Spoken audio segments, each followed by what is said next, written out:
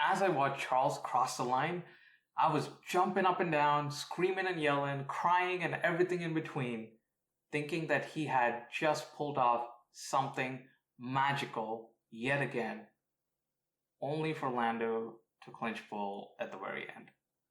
Although I was happy for Norris, it got me thinking, what makes Charles' driving so special around the streets of Monaco? The surface level answer would be, well, the kid practically grew up on those streets. He probably knows every single turn and bump on those roads. Which is true, but there has to be something more, right? It can't just be that. So what technical information can we use to pick apart his driving style? So let's look at this year's qualifying and see how the session really evolved. As you can see in this graph, the lap times drastically reduced as the session went forward from Q1 to Q2 to Q3. And this was true for almost everyone. And so what this means is that Monaco has a really high track evolution during the session. And what do I mean by track evolution here? Track evolution refers to a high degree of change in track conditions, mainly grip, over an entire session. So as the cars keep going around the track, they lay down rubber on the racing line, which in turn increases the grip of subsequent laps. So you get a chain effect of the longer you go in the session, the more laps you do, the quicker you get.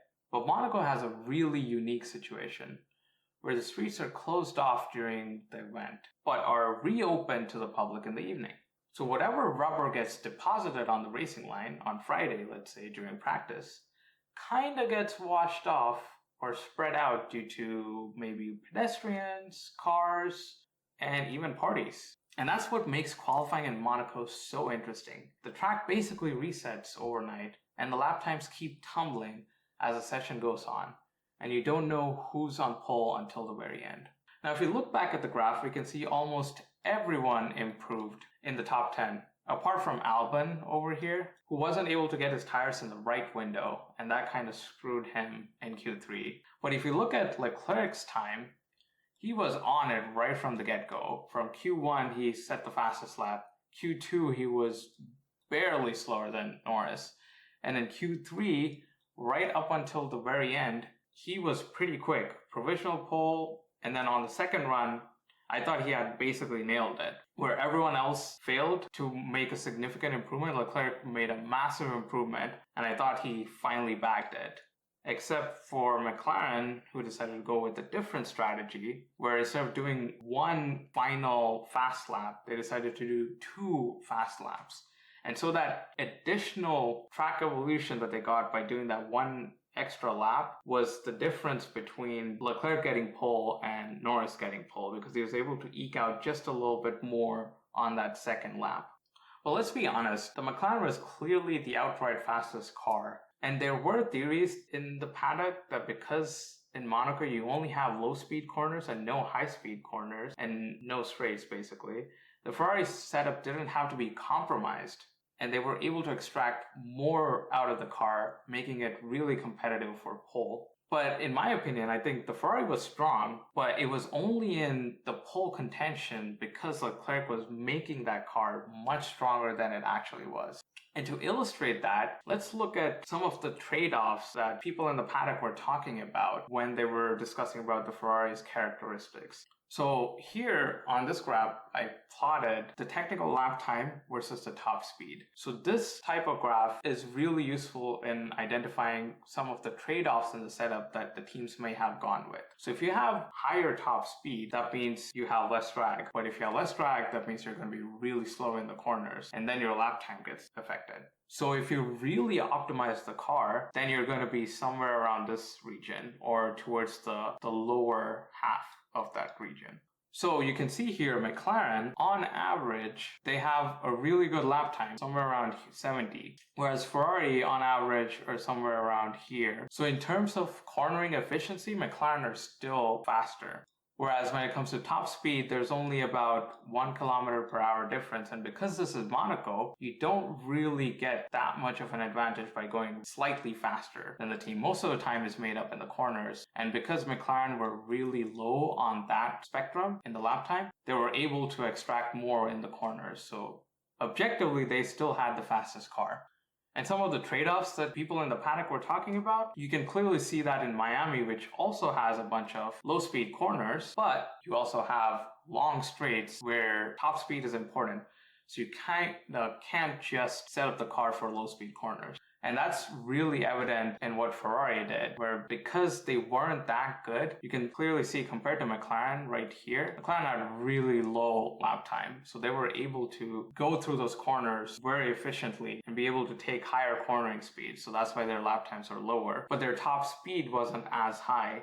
So they were compromising on that top speed because they're on the lower end over here compared to some of the other drivers who are on the higher end of the top speed. So they set up their car more towards cornering efficiency rather than top speed. Whereas Ferrari, they couldn't really get to this level of cornering performance. So then they were like, you know what? Let's just go for the maximum that we can get in terms of top speed. And so they tried to push their car higher over here. And you can see that right here. So they have slightly higher top speed, but their cornering efficiency decreases.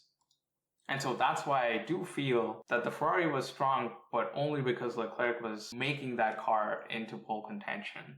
And you can see his special driving style throughout the last 5 years in Monaco. He's always outqualified his teammate during those years and has only left time on the table 2 out of the 5 times. So almost every time he's just faster than his teammate. So let's unpack this graph because there's quite a bit going on. So I looked at each driver's best time in qualifying and compared that to their own theoretical best time, as well as the average theoretical best time.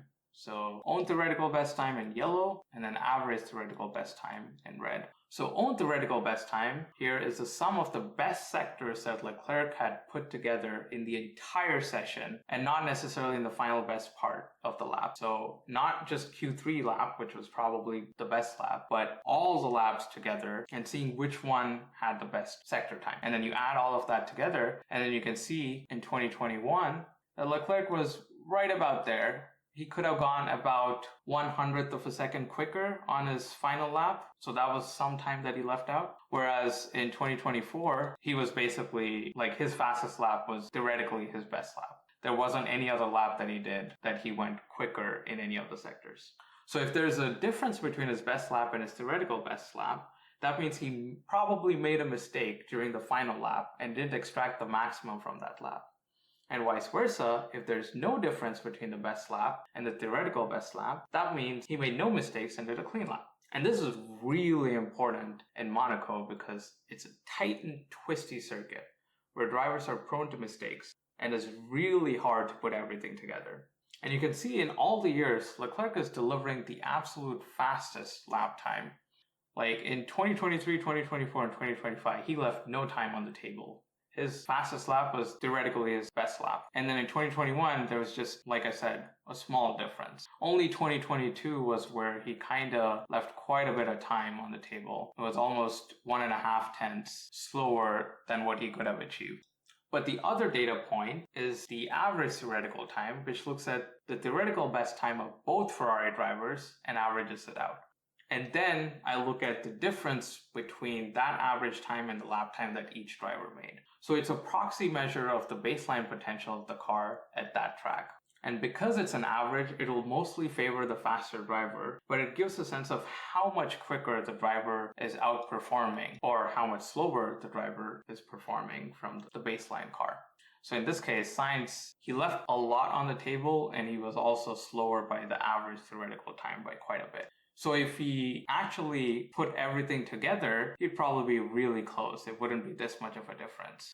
And you can kind of see in 2025, Charles was quicker than the baseline by 0.159 seconds. But in 2021, he was slower than that baseline by about 9 thousandths of a second. So right about at the baseline. So what that means is that he was operating at the limit of that car in 2021, whereas in 2025, there's a potential that he was outdriving that car.